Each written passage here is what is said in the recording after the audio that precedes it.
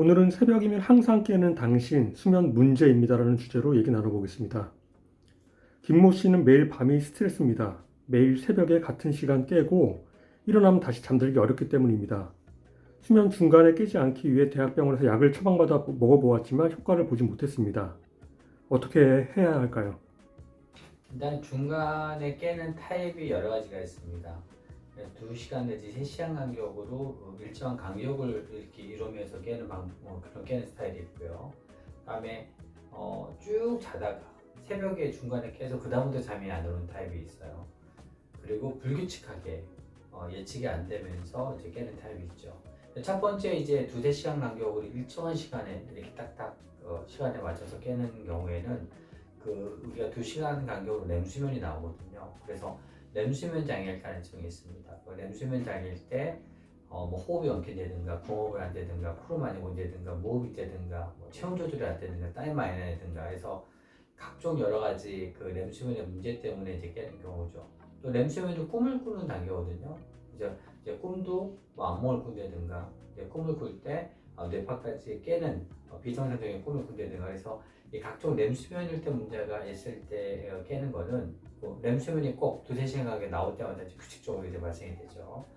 그 다음에 잠도 빨리 들고 쭉 중간에 깨질 않는데 너무 일찍 해서 깨는 경우가 대표적인 게 이제 우울증 이상입니다. 그래서 우리가 우울증에 빠지면은 이 세로토닌이 부족하고 코티졸이 더 많이 나오기 때문에 이 잠을 유지가 되지가 못해요. 그래서 중간에 꼭 얼리 새벽에 일찍 깨게 되죠. 그 다음부터 이제 잠이 안 오게 되는 패턴이 이제 우울증 패턴이라고 보시면 될 것 같고요. 그 다음에 예측 안 되면서 깨는 경우에 자세성입니다. 자세가 이제 특별하게 어떤 자세에만 깨는 거예요.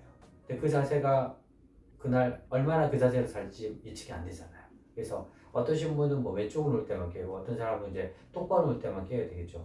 그래서 이게 자세 의존성 이제 깨는 게 있으면은 그 자세에 따라면 다 이제 깨야 되겠죠. 그래서 일단은 정확하게 진단이 돼야 돼요.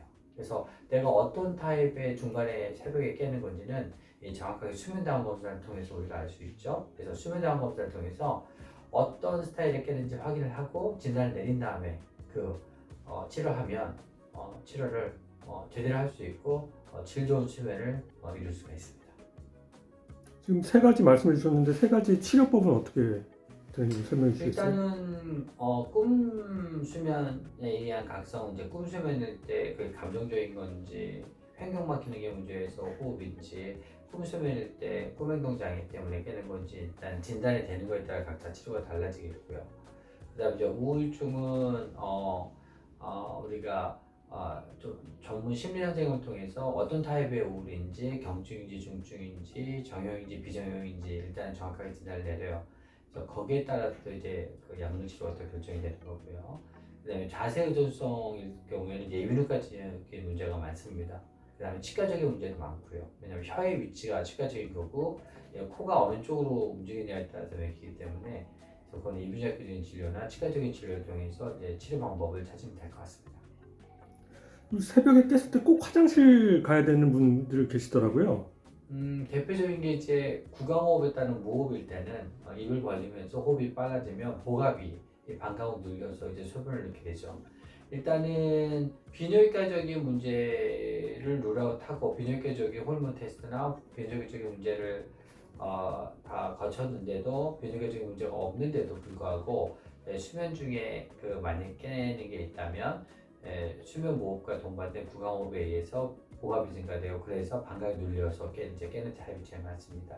이런 경우는 실질적으로 소변을 들어가면 실질적인 소변의 양이 많지가 않아요.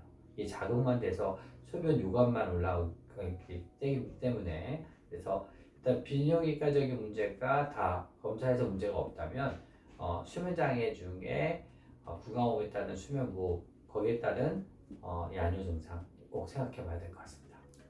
새벽에 깨게 되는 그 횟수나 그런 치료 기준이 있을까요?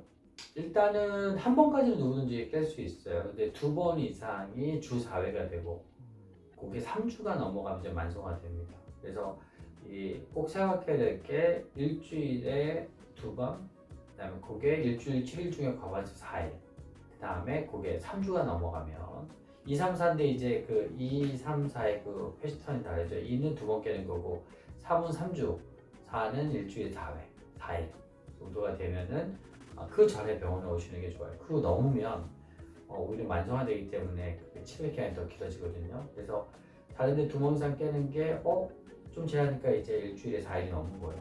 그게 이제 1주가 지나서 2주가 돼서 3주가 넘어가면 안 되니까 그 전에 병원 방문이 원인을 찾고 치료하는 것이 정상으로 돌리는데 더 빠른 시간 동안에 우리가 돌릴 수 있다고 생각하시면 됩니다.